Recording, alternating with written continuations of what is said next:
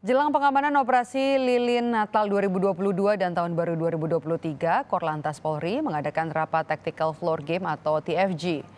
Kegiatan TFG dilaksanakan di Gedung Aula Madelu, lantai 4 Gedung NTMC Korlantas Polri.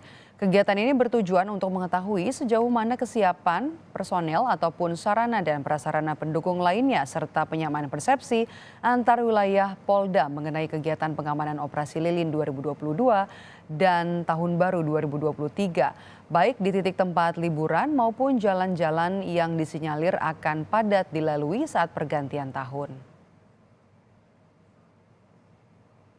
Titik beratnya adalah pada penyelenggaraan kelancaran di jalan tol, arteri, tempat ibadah, dan tempat pariwisata, serta penyeberangan.